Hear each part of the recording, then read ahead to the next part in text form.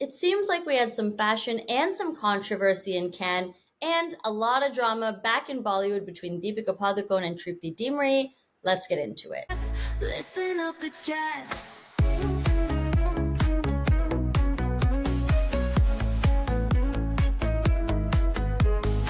What is up, you guys? Welcome back to the Hot Chai Pod, a podcast where we serve all of that sizzling Bollywood tea. I'm your host, Jazz, and we got a lot to get into. We have a Cannes roundup. I thought that would be the only thing that I'd be talking about today, some of the fashion, some of my maybe unpopular opinions you will hear. But first, let's talk about the who, let's talk about the what, let's talk about what was going on in Cannes. So, as you guys may or may not know, it was the Cannes Film Festival happening for the last several days in France, and several of our people from Bollywood and everywhere else were in attendance. But on our side, notably, we had Janhvi Kapoor there with Ishaan Khatter, Karan Johar, Natasha Poonwala, and I guess now that they have a stake in Dharma. And they attended a couple days of festivities. Our usual Queen of Cannes, Aishwarya Rai Bachchan, attended as a L'Oreal brand ambassador. And shockingly, surprisingly, Alia Bhatt decided to show up.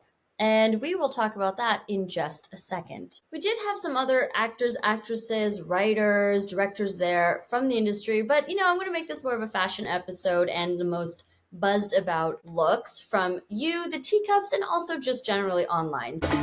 So first up, we have, I think, upcoming it girl Nitanshi Goel. She was there for Laapataa Ladies. She walked the red carpet a couple times, and the first time I think she was wearing some sort of white beaded sari, but it was kind of unclear from most of the photos, which were focused on the back, and specifically her hair, which had these little photographs of iconic Bollywood actresses, Vahida Rahman, Sri Devi, Hema Malini, kind of paying a tribute to actresses. I did ask what you guys thought of that, and 72% of you seemed to love it, and only 28% of you thought it wasn't the place. The small part of me that was like, is this too kitschy, but I actually think it did make sense, right? It is a film festival, and she's there representing the country, so I actually thought it was very cute, and plus she's so young. She's like 19 years old or something, so she can kind of get away with whatever. And then her next outfit was this very voluminous custom black and gold gown by Jade, by Monica, and Karishma. I thought it was very interesting instead of just a run-of-the-mill column gown, and I actually appreciated that she kind of took a little bit of a risk here. I think she is so young that maybe I would have put her in maybe like some sort of wavy high ponytail and not this slicked back bun, because why?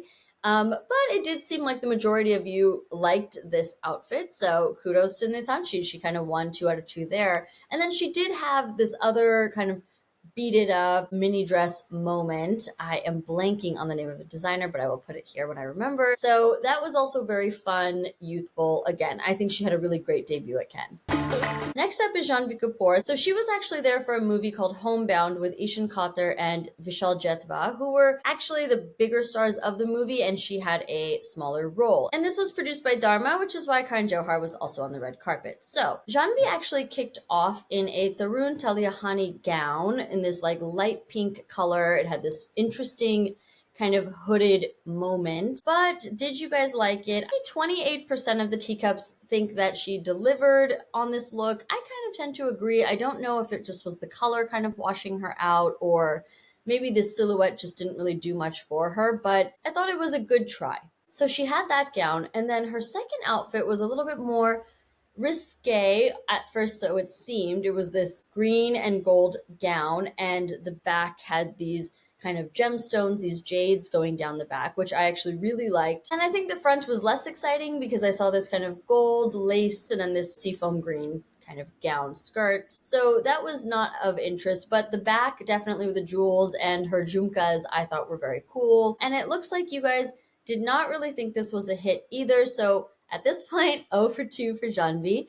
And the third look I want to showcase from Janhvi, and it wasn't necessarily a red carpet moment, but for an event, she wore this signature wet sari look from the brand Di Petra. And so I don't know how I felt about this. It was a little daring, right? Kind of had this gauzy silhouette where it looked a little sheer, even on the thighs. And yet I actually really liked the jewelry pairing. I thought her makeup looked really flawless. And I don't know. It was a close one, but 59% of you guys said that this was too much. So maybe it just wasn't working on Janhvi, but I kind of tend to agree. That was my first reaction when I saw it. I was like, okay, this is doing a lot. As I kept staring, I was like, I kind of like it. It was kind of giving like, some sort of Kim K look, but then that's probably why you guys didn't like it as much. Next up was Miss Aishwarya Rai herself, and let me say, it was actually very refreshing. I was hopeful actually this year that Aishwarya would wear a sari, because I just feel like last year the gowns were not really hitting. I don't know what it was. Actually, I do know, but you guys go back to last year's episode if you want to hear those thoughts. So she ended up wearing a Manish Malhotra sari for day one. And again, she's there as a L'Oreal ambassador, right? It's made of Banarasi silk, and it was a special kind of draping so that I don't know that the pleats were necessarily visible or if it was more inspired by a more streamlined gown silhouette. Either way, I thought she looked resplendent. She looked elegant. She did have kind of her signature hair kind of down and her red lip and all of that. But what caught people's attention and what created the most buzz was that she was wearing some sindoor. Now, I did see some other news outlets and people commenting that, look, she's showcasing that she's still married. She's trying to shut down the divorce rumors once and for all. I actually was not so sure that I was buying it. I thought she actually did this in support of India, kind of, in this tension time between the two countries. She was kind of taking a stance, kind of supporting, Operation Sindoor and all of that. So that was actually my interpretation of it, because I just thought that she doesn't need to shut down the divorce rumors anymore. That rumor mill has been kind of quiet, even from our end. So for 3 years. Excuse me, did you just say let's talk about the husband? And they have been here and there attending some events together. Same old on that front, that we will still be keeping an eye out. And by the way, it did seem like the majority of you actually liked this outfit. I actually don't know if it was the outfit or if it just was her, right? And that is good looks, and good looks. So then Aishwarya is on the carpet again, and she is in a Gaurav Gupta gown with a cape. So it's a velvet gown. It has some embroidery on it to make it seem kind of reminiscent of the cosmos, the stars. That is from Gaurav Gupta himself. She's wearing this cape that was handmade in Varanasi, and on the back it has a verse from the Bhagavad Gita. So to me, it is making a statement. She wore 2 Indian designers. She has the sindoor. She has this kind of other cultural tribute in this outfit, letting the fashion do the talking, so to speak, but a political and like supportive national stance nonetheless. For that Gaurav Gupta gown, it seemed like less of you actually liked it, but still was coming out a winner. And I think all of us can just agree that she did look beautiful in this gown. I think it fit her well. And I don't know, I may have wished that the cape was a different color personally. I don't know that the gold went with the black velvet, but I kind of see what they were trying to do. Create kind of an old Hollywood look, and I think it's become very clear that Aishwarya likes to be covered and likes to have her arms covered in recent years, and so that is probably how Gaurav Gupta designed this in mind.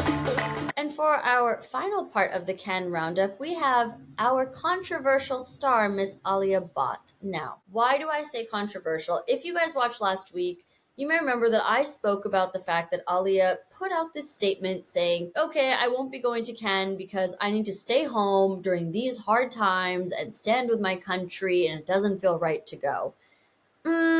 Looks like she felt like it was right to go.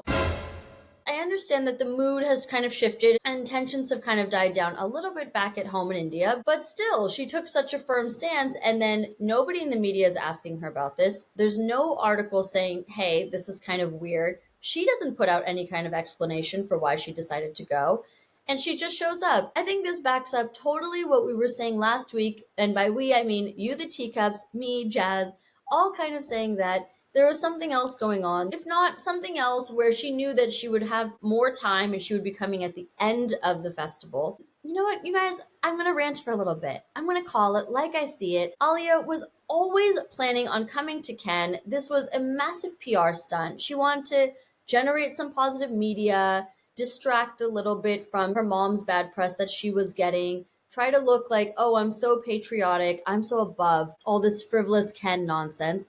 Meanwhile, she was planning to go the whole time. As we mentioned, she has obligations as an ambassador for L'Oreal to be going. 2, she's not going to let the likes of Janhvi Kapoor go before she gets to go. Because 3, she is so shrewd and calculated and competitive. And I know, she kind of comes across in the media as very innocent and whatever, but that is just not the case, okay? She is calling up directors, she's getting actresses kicked out of roles. She competes because, Deepika got 3 Sanjay Leela Bhansali movies, so I have to have 4. And she has said this, right? She is very competitive. She's not going to let someone like Janhvi Kapoor, someone like Nitanshi Goel, for her first movie, Laapataa Ladies, show her up and not get a chance to go. So I just want to put that out there. That is my view on this. It actually left a bad taste in my mouth to see that kind of like patriotism used for PR. I think that was actually pretty low. And I think there is a way to go, even in hard times, and represent your country and show your support if that's what you want to do, because I think that's what Aishwarya Rai showed that she did, right? She wore Indian designers, she wore the sindoor, she wore the, scripture on her back. And I think that was her way of showing she's patriotic. This is not me making a political commentary, but I think if you as an actress are going to be so bold to say that, hey, this is too political, I'm too supportive of our country, then maybe Alia should have shown some support, because guess what? She did not speak on this, and nor did she wear any Indian designers. So Alia had 3 notable looks. So she first walked the red carpet in this ivory nude Schiaparelli gown, and it was embroidered. It had this tulle at the bottom, and she styled it in a very interesting way with her baby hairs kind of creating edges, and of course her signature barely there makeup, even though she is there as a makeup ambassador, but whatever. We used to go out at night, he's like, wipe that off, because he loves the natural. Most of you said that it was indeed a little bit too bridal, and actually I could see that. I think the original gown off the runway is a lot more edgy, and they kind of covered this up to make it more, red carpet friendly or more Alia Bhatt friendly, and it just didn't really work. And next up, Alia wore an Armani Privé kind of flapper-inspired gown, and it had a matching headpiece. Most of you said it was just fine. You did not think it was a major fashion moment. I actually am going to slightly disagree. I think that this gown and this headpiece was very cool. I just think that she didn't super carry it well, or maybe her glam didn't work. For these first 2 looks, the makeup was not really makeuping. I think there could have been a little bit more by way of making her look bright and awake, because truly in every photo that I saw of her in this outfit, she did not look well. Finally, Alia's last look was her best look. So she wore, and this is controversial, Gucci's first sari. They made a custom sari for her. You can see the Gucci logo through the entire, pallu and the skirt and the blouse. And I say sari in quotes, and I think we all say sari in quotes, because this was not a sari. This was obviously a lehenga, if anything. If they had stitched the dupatta to make it more of like a pallu, or if they created some pleats, maybe we could have gone on board and said this was like a fusion sari. But to me, blouse, skirt, dupatta, this is a lehenga. But whatever. So then I saw some blowback to that. And then people were saying this was Gucci's gown. And then I saw other people saying, how dare they say it's a gown? This is a sari. They're stealing our culture. They're appropriating it. And the fact of the matter is, it's a lehenga. The nomenclature is wrong all across the board. Actually reductive to say that it is a sari. I can admit it looks sari inspired. 62% of you said that this was a hit. I think this was her best look, and for other reasons too. They finally, did a little bit of a smoky eye. Her hair is down. She's actually wearing a diamond necklace from, the company that she has a partnership with. And it actually broke during her red carpet appearance, which is why a lot of her pose is like this on the red carpet. So that's just a fun fact. Probably not great advertising for them. The Gucci logo all over, honestly, to me, I'm not like a logo person, so I think maybe to me it kind of read as a little bit tacky. And I think a third part of me was, as I said earlier, Alia made this huge fuss of wanting to stand with her country and being patriotic, and then she wears a Gucci, fake sari, and she could have worn an Indian designer, and she chose not to for all 3 outfits. So I just thought that was like a little bit interesting and maybe a missed opportunity. Even though she does have this partnership with Gucci, I still thought maybe a missed opportunity with one of the other outfits. And I know this was a hit, and I know a lot of you guys like this. I just think if I'm like, take my contacts off and looking at it as though I don't see the Gucci logo, I just think that this looks like a lot of outfits that I have seen brides wear to their sangeet or to their reception. To me, it was not a huge standout moment on the red carpet.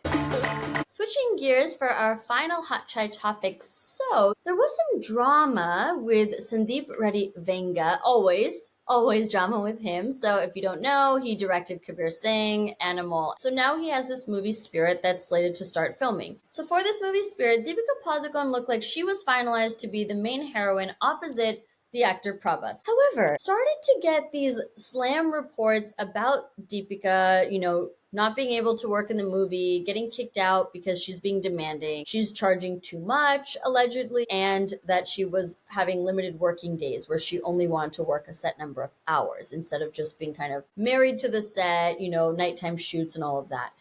And, some other things that, she refused to speak in Telugu and whatever. So reading those initial reports, I was like, obviously there was some bad blood and she had to drop out of this movie because what are these reports? And then pretty soon after this, it looks like, the heroine has been chosen. It's Tripti Dimri, who will be working with Vanga again after Animal, and he's all happy. These other press articles come out saying, Deepika Padukone refused to do this movie because of all the bold scenes, and Tripti was okay with doing more bold scenes and Deepika wasn't, kind of thing.